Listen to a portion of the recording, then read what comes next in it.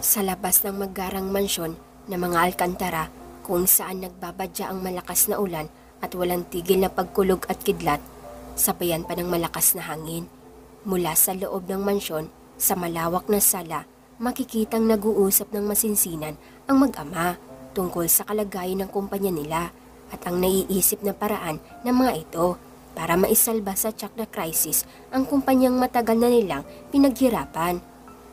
Tila naturog ang puso ni Tin matapos marinig ang sinabi ng ama. Gusto nitong pakasal siya sa anak ng ka-business partner nito, isang lalaking hindi pa niya nakikita sa tanang buhay niya, o marahil nakita na niya pero hindi niya kilala sa dami ng ka-business partner ng pamilya niya. Paano siya magpapakasal sa taong hindi naman niya mahal o taong wala siyang ideya kung anong klaseng tao ito? "Dad," tawag niya sa ama. "Magpapahinga na ako.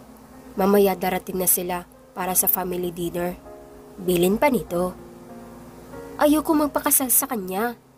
Pag-amin pa niya sa ama na natigil sa pagpanhik, kunot noong tumingin nito sa kanya. "Tin, kailangan mong gawin para sa kumpanya." Wika pa nito sa mababang tinig. "I'm sorry, Dad. Pero anak niyo po ako. Ano naman ngayon kung mabankrupt ang kumpanya? Mas kaya niyo pa bang makita akong nahihirapan kaysa ang mawala sa inyo ang kumpanya?" Ang di makapaniwalang tanong niya dito na napapailing. "Tin, hindi mo naiintindihan. Kailangan ka ng kumpanya. Isang buwan na lang. Kapag hindi ka pumayag sa kasal, mapipilitan akong mag-file ng bankruptcy." Paliwanag pa nito sa dalagang napapailing. "Hindi ako magpapakasal sa kanya over my dead body, kahit na ikagalit niyo pa." Galit na sigaw ng dalaga. Nagulat pa siya nang isang iglap biglang dumapo sa pisngi niya ang palad ng ama. Sa unang pagkakataon, nagawa siya nitong pagbuhatan ng kamay. Unang pagkakataon na tumaas ang boses niya dito. She wants a papa's girl. Pero sa isang iglap, biglang nasira ang mabuti nilang samahan. "Dad!" Ang di makapaniwalang sambit niya habang sapo ang nasaktang pisngi. "Subukan mo lang akong suwayin. Makikita mo ang hinahanap mo. Tin, ito ang unang pagkakataon na humiling ako sa iyo." Marahas pang sabi nito sa anak.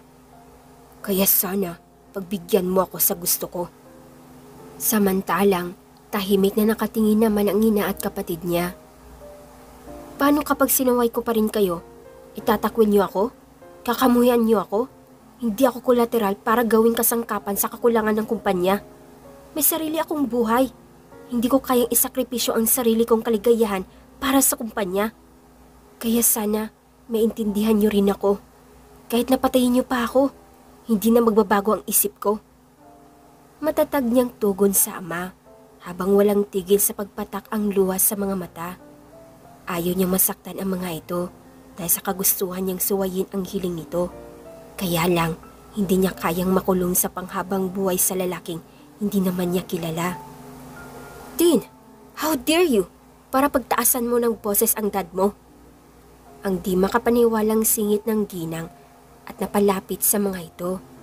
"Narinig niyo naman, ma'am, ang sinabi ni Dad. Ayoko magpakasal sa lalaking hindi ko pa nakilala sa tanang buhay ko.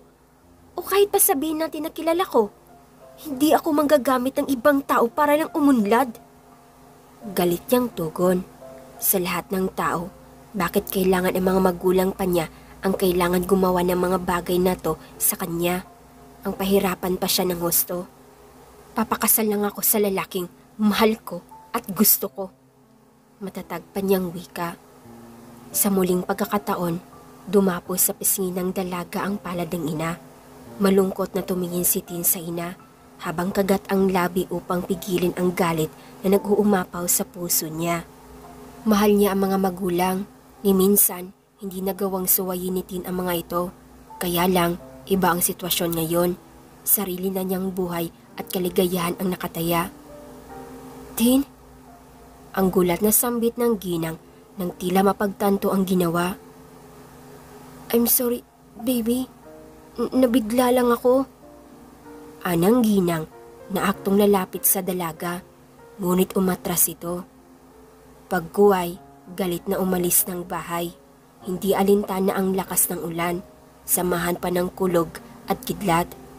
Ang tanging nais lamang ni Tin ay ang makawala sa responsibility na nakaatang sa kanya. Masakit para sa dalaga ang ginawa niyang pagsuway at pagsagot sa mga magulang. Kaya lang, hindi niya kayang isakripisyo ang sarili niyang kaligayahan para sa nakakarami. Alam niyang makasariling hangarin ang ginagawa niya. Masakit man, pero wala na siyang magagawa sa bagay na yon. Malibang maging makasarili siya kahit minsan, malibang maghangad siya ng kalayaan, ang isipin naman ang sarili niya, hindi lang ang kalagayan ng kumpanya. Samantalang, tahitamad naman na bumangon si Gab at tinungo ang pinto na kanina pa walang tigil sa pagtunog ang maliit na doorbell. Si Tin ang napagbuksan niya, ang matalik na kaibigan ng pinsan niyang si Timothy. Nagtataka siya kung bakit naroon ito sa apartment nila at basang-basa ng ulan. Sa totoo lang, hindi sila magkasundo ng dalaga. Madalas pa nga sila magbangayan dahil sa kaartehan nito. Idagdag pang brat at mainitin ang ulo nito. Anong ginagawa mo dito? Takapan niyang tanong sa dalagang nakatingin sa kanya. Nasaan si Tim? Tanong pa ni Tin at patabig na itinulak ang binata para makapasok. Pigil ang inis na sumunod siya sa dalaga na hinahanap ang pinsan niya. Magpalit ka kaya muna, basang-basa ka ng ulan at isa pa, ang hirap maglinis ng bahay. Ikaw ba ang magmamap niyan? Inis niyang sabi sa dalaga na hindi siya pinansin. Tim! Tim! Tawag pa niya sa kaibigan. Wala si Tim dito. Umuwi siya ng bahay nila. Ngayon, kung tapos ka na, pwede ba magpalit ka muna ng damit? Ang hirap-hirap maglinis dito. Reklamo ni Gab. Pero, pumasok ka na nga. Asar pa sabi ni Gab at pilit na tinulak ng marahan ang dalaga papasok sa banyo. Huwag ka nang makulit, sabi pa niya. How dare you para hawakan ako? Sigaw ni Tin sa binata na biglang sinara ang pinto. Ang ingay mo, maligo ka na nga lang dyan. Ihahanda ko na ang gagamitin mo. Tugon ni Gab na napapailing. Don't you dare touch my aunties or I kill you. Pasigaw na bili ni Tin sa binata mula sa labas ng banyo. Sa halip na sagutin ang pagsusungit ni Tin, minabuti niyang linisin ang kalat nito, ang basang dinaanan ng dalaga dahil sa ulan. Oo, may gamit si Tin sa apartment nila dahil madalas itong lumagi kasama sila. Bago pa man matapos ang ginagawa ni Gab, agad niyang nilapitan ang phone na kanina pa walang tigil sa pagtunog. Napabuntong hininga muna siya bago sinagot ang tawag ng mom niya. Magpinsan sila ni Timothy sa ama, kapatid ng dad nito ang dad niya, o sa madaling salita, buntong anak ng mga laksamana ang ama niya. Bakit ma'am? Bungad niyang tanong sa ina. Mabuti naman at sinagot mo na. May kailangan kang malaman. Gusto ng lolo na isa sa inyo ang makasal sa ka-business partner nila. Pagbabalita pa nito. Anong kinalaman ko sa bagay na yan? Takapan niyang tanong sa ina bago naupo sa upuan. Gabriel anak, ito na ang pagkakataon natin para matanggap ka ng lolo mo, para makabalik na tayo sa mansyon at kilalanin kanyang bilang apo niya. Wika pa nito. Hindi lingid sa kaalaman niya ang ginawa ng lolo niya. Itinakwil nito ang dad ni Gab matapos malaman kung sino ang babaeng pinili nitong mahalin at makasama habang buhay. Nagmula sa mahirap na pamilya ang mama niya, kaya naman hindi iyon matanggap ng lolo ng binata, kaya nagawang itakwil ang bunsong anak. Ma, hindi ko gagawin ang bagay na yun. Hindi ako magpapakasal sa taong hindi ko kilala o hindi ko naman minahal. Kayo ni Dad ang nagturo sa akin sa bagay na yan, kaya naman sana maintindihan niyo kung bakit hindi ko kayo susundin. Tugon niya bago binabaan ng phone ang ina. Wala sa sariling napatitig siya sa screen TV na ka-off. Hindi alam ng binata kung ilang minuto na siyang nakatitig doon. Nagulat na lang siya nang bigla siyang hampasin ni Tin sa mukha ng throw pillow. Pagkuway, naupo ito sa tabi niya na nakangisi. Ano nangyari sa'yo? Staring contest? Sinong kalaro mo? Sarili mo? Hindi ka talaga mananalo niyan, Mr. Gabriel. Pangaasar pa nito. Hays, bakit ka pa nandito? Usisa niya bago tuluyang sumandal sa headboard ng sofa. Nag-away kami ng parents ko. Sagot nito bago tumingin sa TV screen. Saglit na pinasadahan ng tingin ni Gab ang dalaga. Pagkuway, muling tumingin sa tinititigan nito. Gusto nilang pakasal ako sa isa sa mga anak ng ka-business partner nila. Pagpapatuloy niya kahit wala siyang ideya kung makikinig ba sa kanya ang binata o hindi. Para sa kanila, ang pagpapakasal ng dalawang tao ay patungkol sa negosyo at hindi sa nararamdaman ng bawat isa. What a heartless people. Napaawang ang labi ni Gab sa sinabing iyon ni Tin. Kung ganon, ang babaeng sinasabi ng mama niya ay si Tin at hindi ibang babae. Samantalang, kunot noong tumingin naman si Tin sa binatang katabi na nakaawang lang ang labi sa kanya. Huy, okay ka lang ba? Alam ko maganda ako. Che, hingus pa niya. Nagulat lang ako. At isa pa, hindi ka maganda sa paningin ko. Kahit na ikaw na lang ang kaisa-isang babae sa buong mundo, malabo magustuhan kita. Hingus pa ng binata, bagamat labag iyon sa loob niya. Gaano kalabo? Taas kilay niyang tanong at bahagyang inilapit ang mukha sa binata na natigilan sa ginawa niya. Saglit na nagtama ang mga mata nila. Nagkatitigan, pagkuway na unahang nakabawi si Gab na siyang umiwas. You brought? Inis na sabi nito. Matapos makabawi, pagkuway, itinulak ito palayo sa kanya ang dalaga na biglang tumawa. Hindi ko alam na allergic ka pala sa magandang babae. Nakangising sabi ni Tin. Pagkuway, may kung anong naisip. Nangingislap ang mga matang muli siyang tumingin sa binata na nangunot ang noo. Be my boyfriend?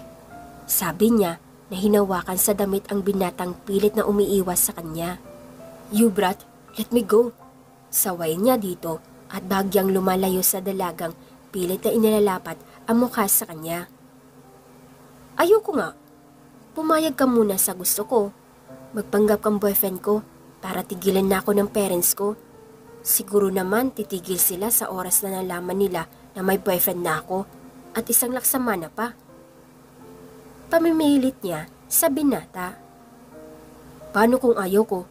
At isa pa, andyan naman si Tim. Sigurado akong papayag yun. He like you that much.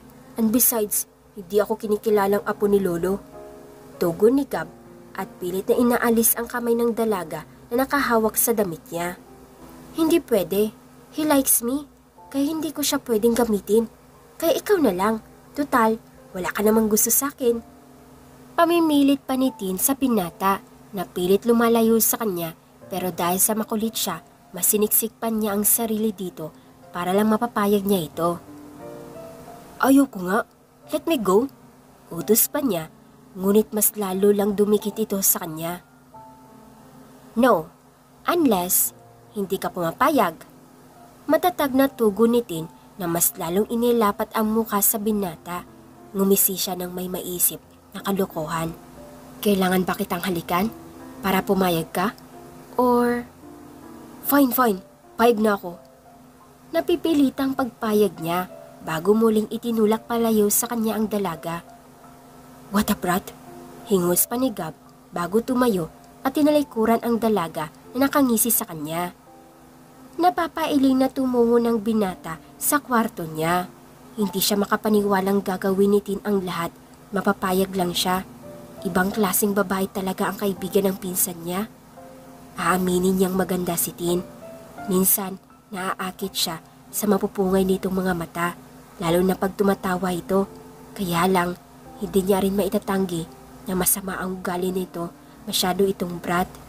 Nakangiting napahiga siya sa kama habang nakataas ang mga kamay.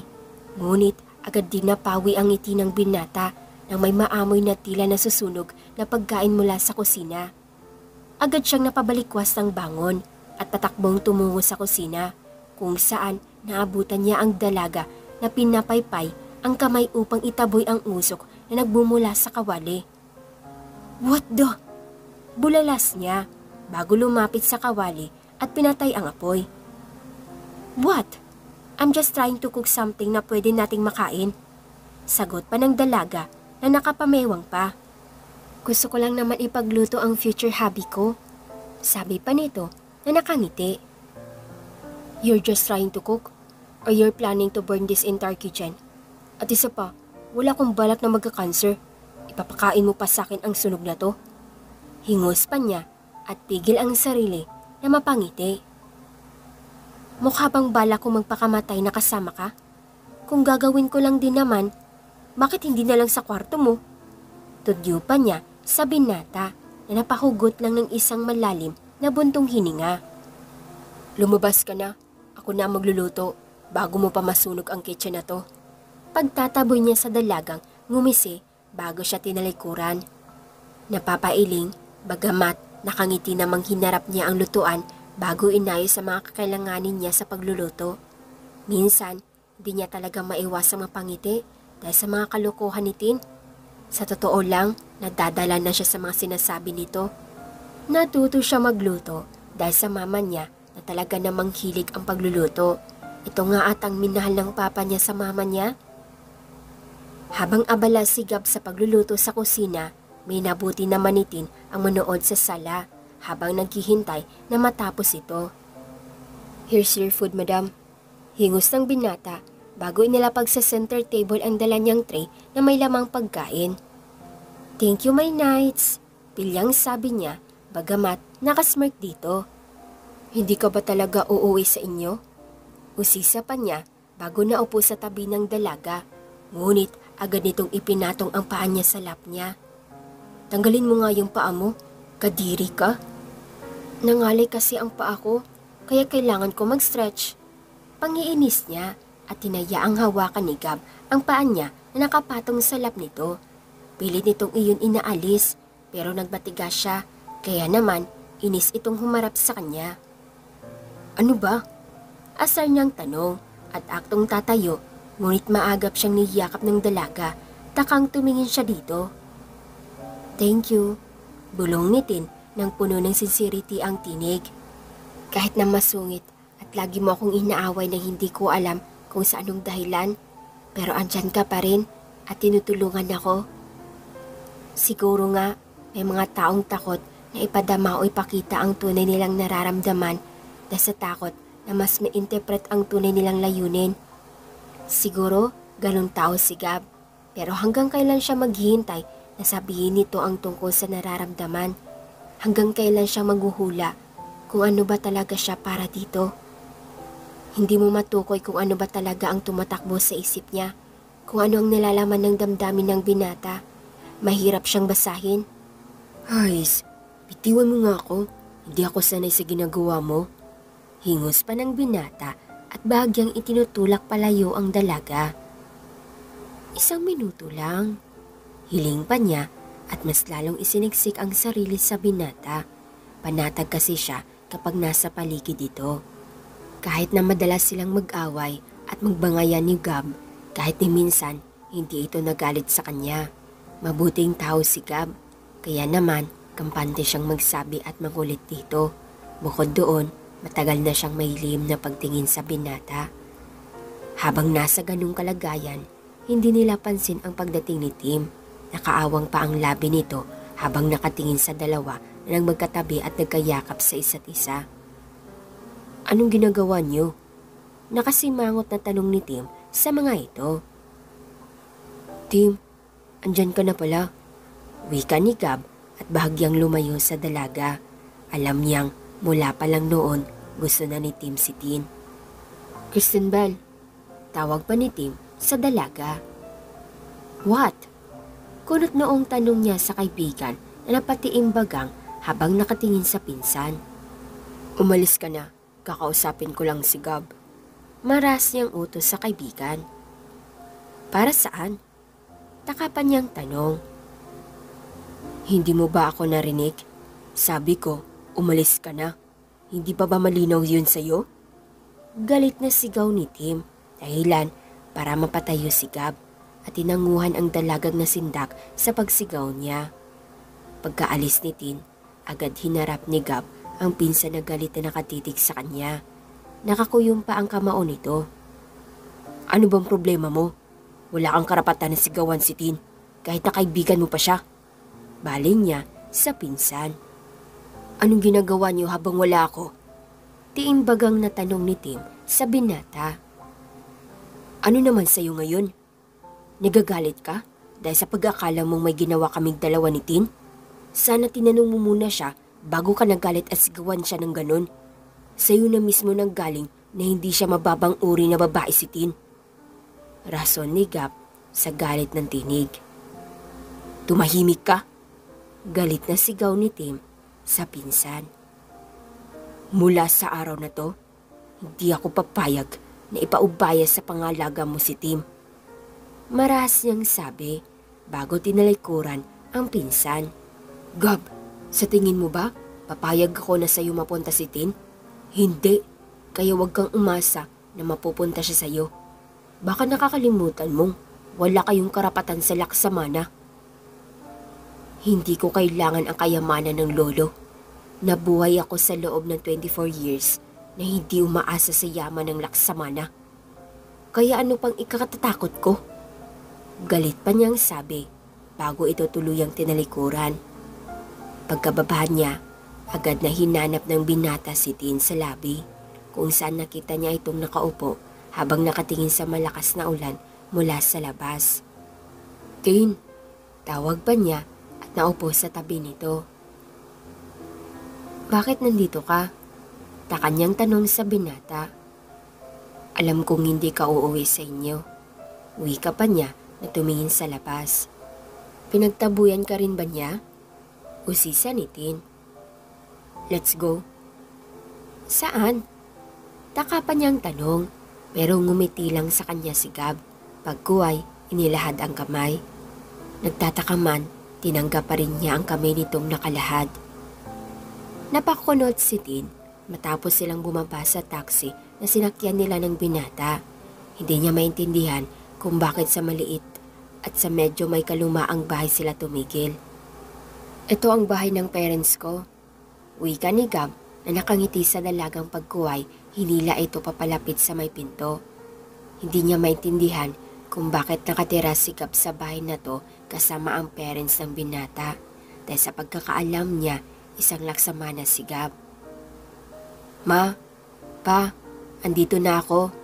Pagbibigay alam ni Gab sa mga magulang. Naku bata ka, manda ka talaga sa akin. Tinig ng ina ni Gab mula sa sala. Hayaan mo na kasi, malaki na ang anak natin. Hindi na yan bata para pagalitan mo pa. Anang ama ni Gab na tila inawat ang asawa.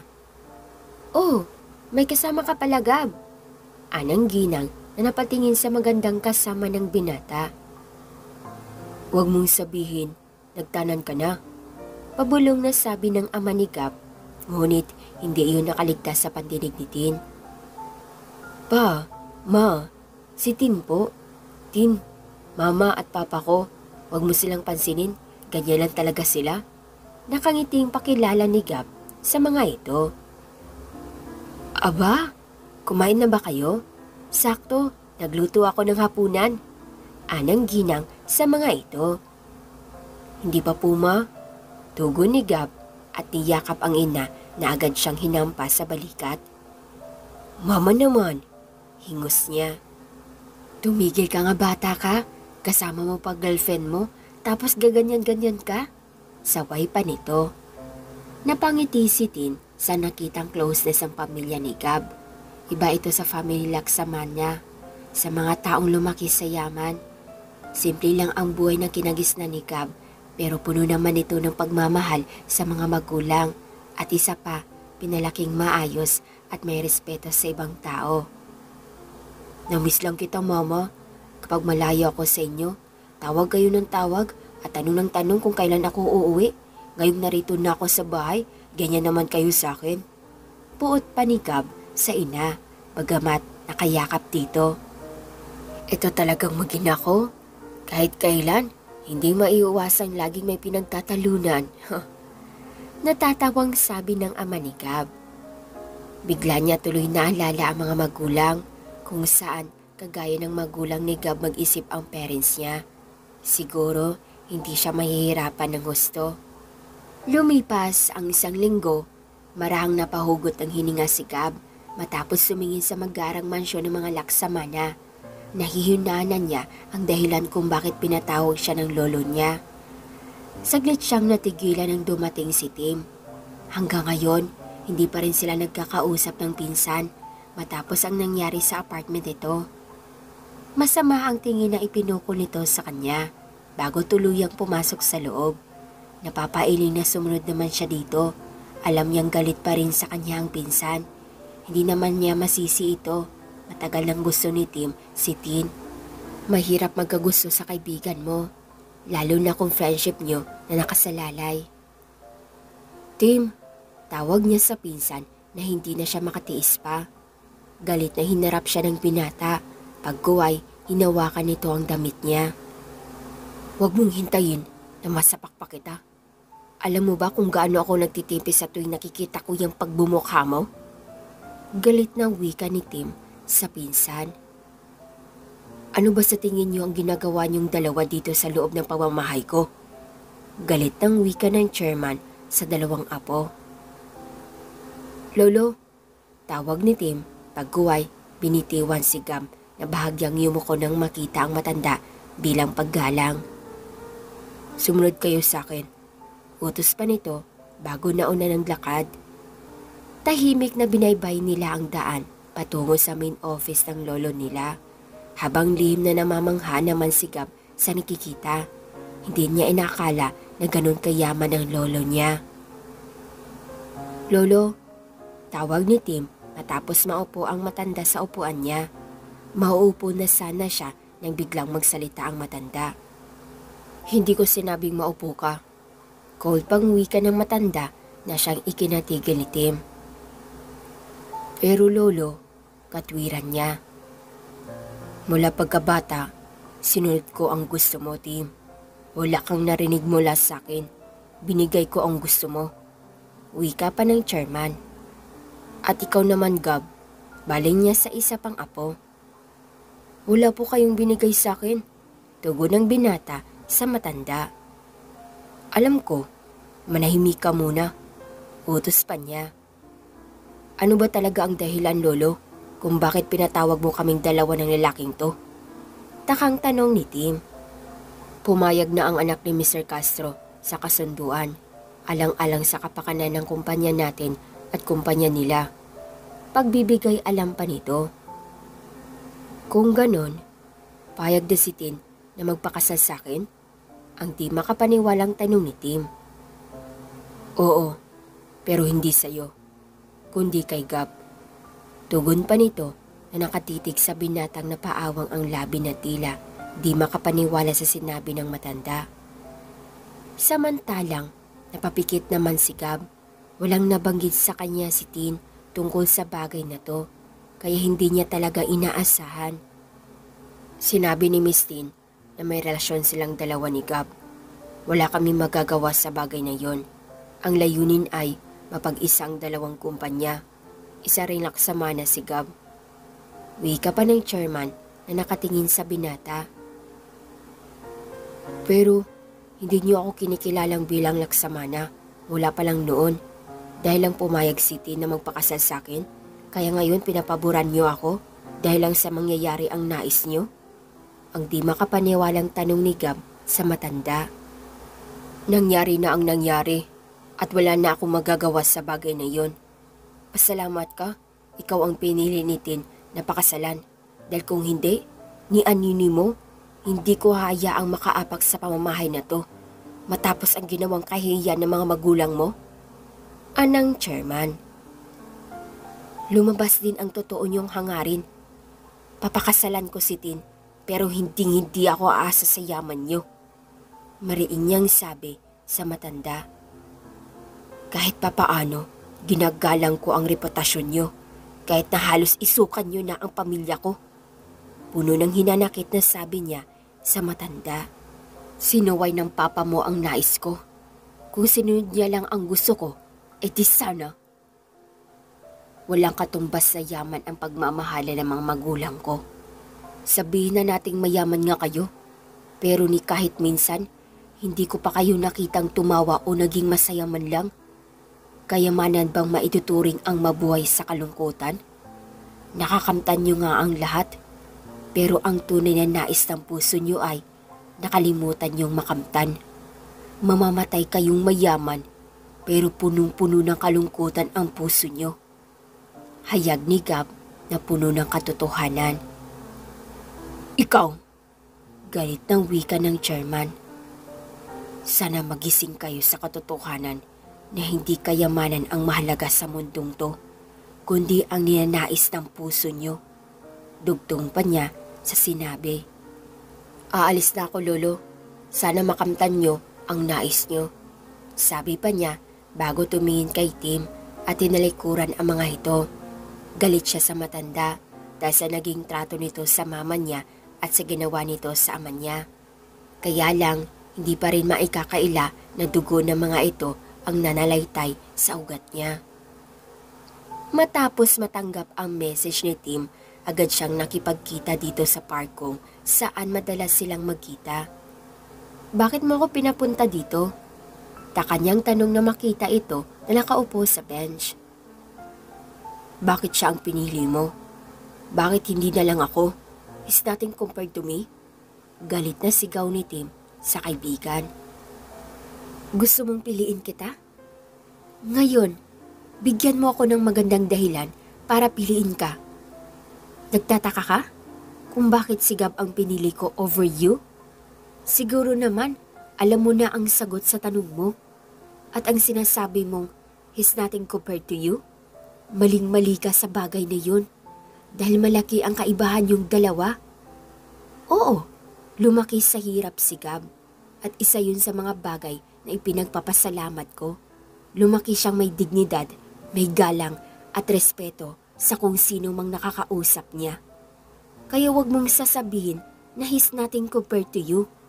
Kasi sa totoo lang, ikaw ang walang-walang kumpara sa kanya. Matatag na sabi ni Tin sa kaibigan. Hindi mo pa siya kilala. Akala mo ba mabait siya? Yaman mo lang ang kailangan niya. Hindi ba dapat sa'yo ako matakot at hindi sa kanya? Tugon pa niya. Ano bang nakita mo sa lalaking yun, Kristel? Matagal na tayong magkaibigan. Pero bakit ang lalaking yun ang pinipili mo? Sigaw ni Tim. Hindi pa rin ba malinaw sa'yo kung bakit siya ang pinipili ko? Mabuti siyang tao kumpara sa'yo. Oo, matagal na tayong magkaibigan. Pero ni minsan, trinato mo ba ako ng maayos kapag galit ka? Hindi ba lagi mo ako sinisigawan? Paalala niya. Si Gab, ni minsan, hindi niya ginawa yon. Lalo na public place. Kaya naman, mas gugustuhin ko pang mapunta sa taong may respeto na lumaki sa hirap kaysa ang mapunta sa mayamang gaya mo na walang pinagkaiba sa mayayamang mapagkunwari. Sumusobra ka na? Galit na sigaw ni Tim na tumayo at aktong sasampalin ang dalaga na may umawat sa kamay niya. Gab? Gulat na bulala si Tin sa binatang bigla na lang sumulpot. Subukan mong saktan siya at hindi ako mangingiming ipatikim sa iyo ang galit ko. Mahina, bagamat marahas na wika ni Gab sa pinsan bago binitawan ang kamay nito pagkuway kumapit kay Tin. Gab, paano mo? Let's go. Casual niyang aya sa dalaga na nagtataka. Tahimik na nagpahatag ito sa kanya. Magkahawak kamay na sumakay sila ng taxi. Hindi niya alam kung saan sila tutungo ni Gab, pero kampante siyang ito ang kasama. Bakit nakipagkita ka sa kanya? Usisa pa niya sa dalaga habang hawak ang kamay. Gusto niya ako makausap, kaya pinagbigyan ko. Hindi ko naman inaasahan na magagawa niya akong saktan. Pero dumating ka naman sa tamang oras, kaya nabigo siya. Tugo niya na humawag sa bisig ng binata. Napapasaway ka talaga? Napapailing pang wika ni Gab, bagamat nakangiti. Thank you. Nakangiting sabi niya sa binata na dinanguhan lang siya. Ang totoo, hindi ko inaasahan na gagawin mo yun ang piliin ako. Wala akong pera, tapos sa cafe lang ako nagtatrabaho. Wala akong... Your genuinely is more than enough. I don't need things, dahil mayroon na ako ng mga iyon. I can buy anything, everything na gustuhin ko. But you, kakaiba ka sa lahat. Kung pipili lang din naman ako ng lalaki makakasama ko habang buhay kahit na walang love, it's because of this fuck company. I'll better choose you than your cousin. My best friend who took advantage the situation. Saad pa ng dalaga habang nakatingin sa labas ng bintana ng sasakyan. I'm sorry about him. Hinging paumanhin pa ng binata. Isang matamis na ngiti ang naging tugo ng dalaga sa sinabing iyon ni Gab. Siguro, ito na ang isa sa mga dahilan kung bakit mas magaan ang loob niya kay Gab kaysa kay Tim na sarili niyang best friend. Matapos ihatid si Tin sa bahay ng mga ito, minabuting umuwi naman si Gab sa bahay nila. Habang binabaybay ang maliit at makitid na iskinita ay, saglit na tigilan ang binata nang makita ang pinsan na nakaupo sa motor nito, na tila ba hinihintay ang pagdating niya. Nagtataka man, lumapit pa rin siya dito.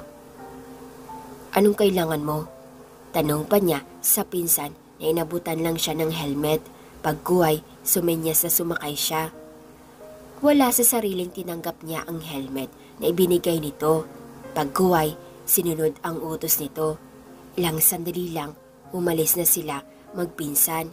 Hindi alam ni Gab kung saan sila patungo ni Tim, pero masaya siyang hindi galit ito sa kanya. Alam mo bang galit pa rin ako sa'yo dahil ikaw ang pinili ni Tim sa ating dalawa? Pagsigaw na sabi ni Tim para maninig ng pinsan.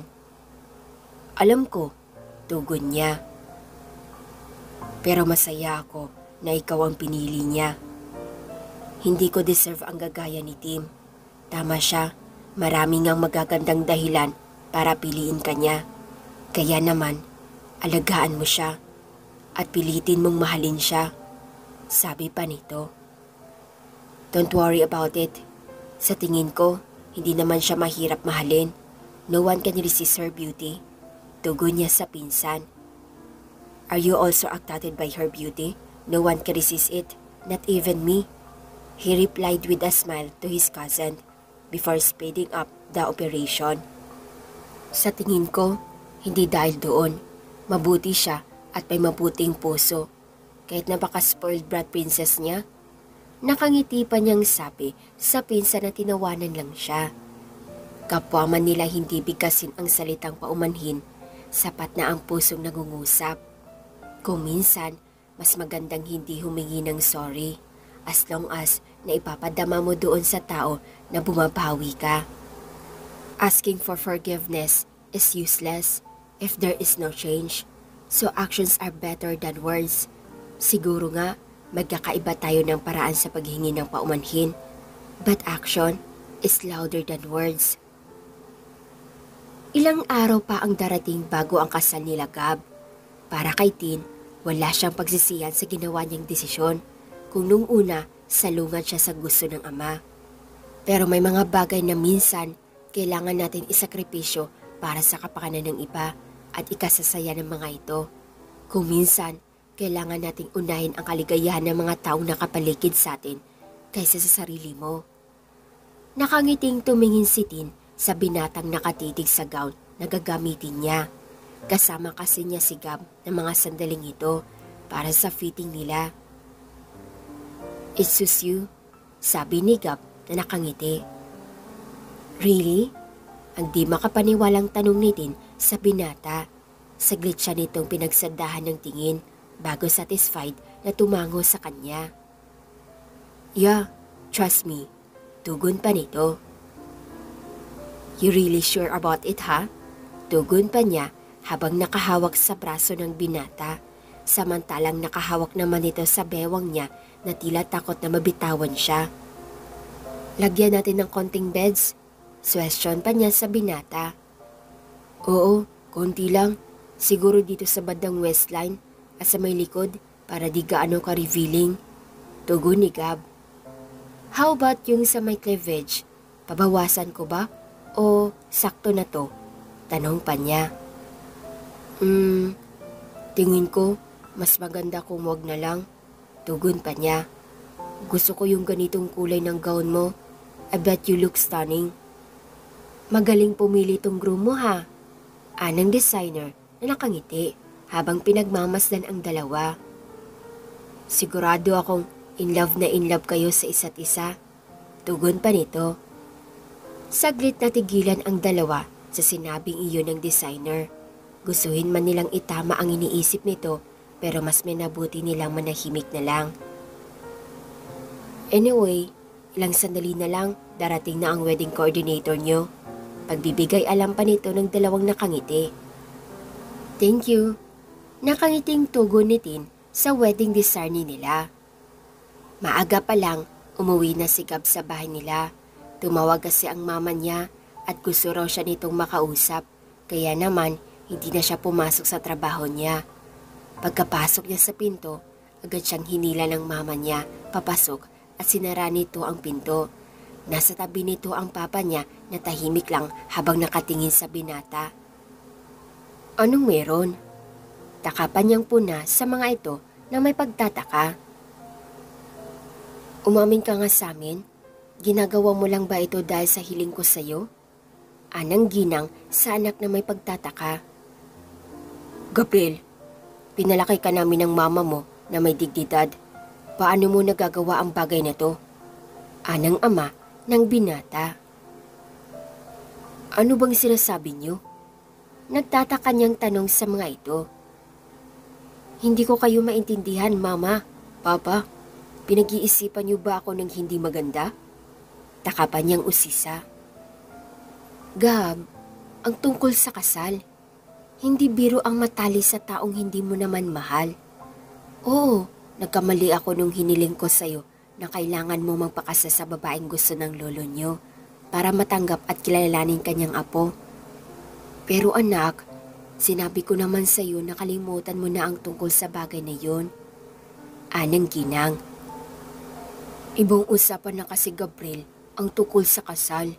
Sarili mo ng kaligayahan ang nakatali doon at hindi kung ano paman. Segunda ng ama ni Gab. Mama, Papa, makinig kang muna kayo sa akin. Hindi ko gagawin ang bagay na yun kung walang love. Tulad ang madalas yung ipaalala sa akin. Si Tin, gusto ko siya. Kaya pumayag ako sa kasal at sa gusto niya. Si Tin ba may gusto sa'yo? O baka naman one-sided love lang to? Usisa pa ng ginang. Mom, let me handle this, okay? Pumayag ako na makasal sa kanya dahil gusto ko siya at para na rin sa kapakanan ng dalawang kumpanya. Gustuhin ko man maging makasarili pero still nasa dugo ko pa rin ang pagiging laksamana. Tanggapin man ako ni Lolo bilang apo niya o hindi, okay lang sa akin. Ang mahalaga na tulungan ko siya. Pahayag pa niya sa mga magulang. Pero si Tin, mas mahirap ang buhay kasal ng one-sided love. Protesta pa ng ginang. May tiwala ba kayo sa akin, Ma? Pa? Pangako, hindi ko kayo bibiguin at hindi mangyayari ang iniisip nyo. Titiyakin kong darating ang araw na mamahalin din ako ni Tin. Sa ngayon, kailangan niya ng panahon. Anak nga talaga kita. Wika pa ng ama ng binatang nakangiti. Kaya naman, wag na kayong mabahala pa sa akin. Pangako, masisipagin ko pa para patunayan kay Lolo na hindi ko kailangan ng kayamanan niya para buhayin ang sarili kong pamilya. Nakangiti pa niyang pagpapagaan ng loob ng mga ito. Nangiyak-ngiyak na niyakap siya ng mga magulang. Sa tahanan ng mga Castro, tahimik na kumakain ng breakfast si Tin habang walang-walang tigil sa pagkalikot ng phone. Mapapansin ang pagtaas ng kilay niya. Madalas napapangiwi pa siya sa mga nakikita. Sa katunayan, Bihira mangyari ang araw na to ang magkakasabay silang kumain sa hapagkainan.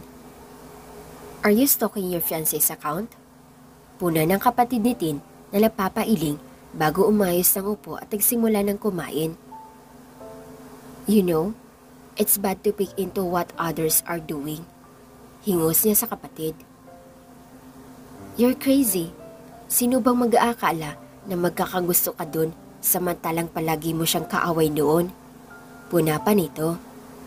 Minsan lang nakilala ng kapatid niyang si Gab nung araw na sinundo nila ito sa school.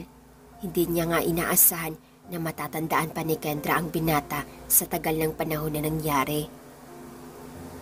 Natatandaan mo pa siya?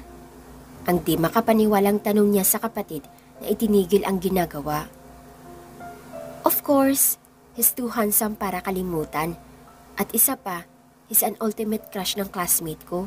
Kaya madalas nasa cafe sila tumatambay para makita si Gab.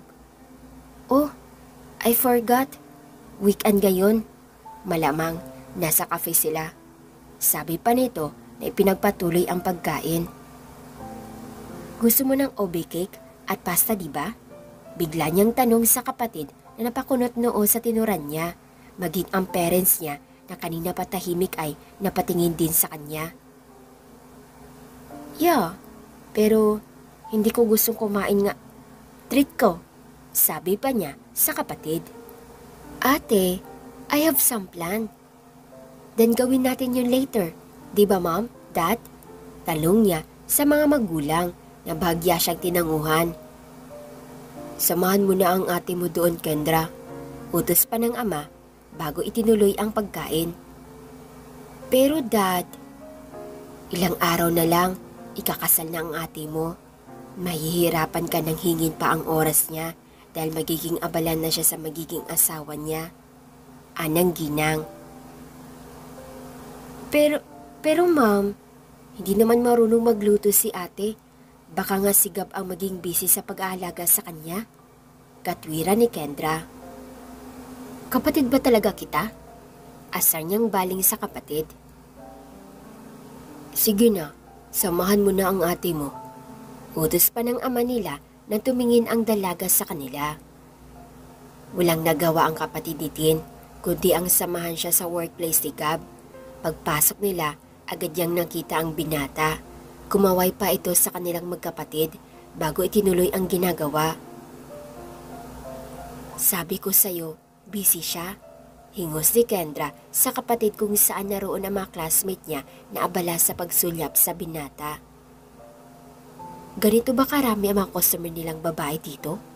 Takanyang tanong sa kapatid na mapansin na halos lahat ng naroon ay puro babae, bilang lang ang mga lalaking kumakain. Konti pa nga yan eh. Halos lahat ng babaeng kumakain dito, iisa lang ang gustong makita. Si Gab yun. Tugon ni Kendra. Dapat ko na ba siyang pag-resign in sa trabaho? Tanong pa niya sa kapatid na sinusundan ng tingin ang binata na in-entertain ang grupo ng kababaihan na halatang nagpapakyut lang sa binata. Bakit mo naman gagawin yun? Usisa din ni Kendra sa kapatid. Hindi ko alam, nalapitin pala siya ng babae. Napapailing pa niyang sabi. Paano mo malalaman? Madalas mo siyang pagsungitan, di ba? Kaya hindi mo talaga mapapansin. Tugon naman ito. Natahimik lang silang nang lumapit sa kanila si Gab na nakangiti. Anong order niyo? Tanong ni Gab sa dalaga na mapansin ang pagsimangot ito. Pasta and ube cake sa akin. Sagot ni Kendra. Pasta na lang din sa akin. Sagot niya sa binata. Kunot noong napatingin si Gab sa paligid, napapansin ang grupo ng kalalakihan na nakatingin sa magkapatid. Hindi naman kasi maikakaila ang taglay ng kagandahan ng mga ito. Idagdag pa doon mala porselana nitong balat. May lahi kasing Koreana ang mga ito. Sa pagkakaalam niya, half Korean ang ina ng mga ito na may lahing French. Agad niyang hinubad ang suot niyang jacket at ibinalot sa katawan ng fiancé. Okay na. Nakangiti pa niyang sabi matapos sitigan ang dalaga. Ito ang rason kung bakit ayaw kitang samahan eh. Nagmumukha akong pambansang third wheel. Napapailing pang sabi ni Kendra, lalo na at naririnig nila ang bulungan sa paligid habang nakatingin sa kanila. Go back to your work. I'll wait you then. Nakangiting sabi ni Tin sa binata. Just wait me there. Nakangiting tugo ni Gab bago lumapit sa dalaga na pakunot noo lalo nang ilapit niya dito ang pisngi. I need some energy. Nakangiti pa niyang bulong. Just kiss his cheek.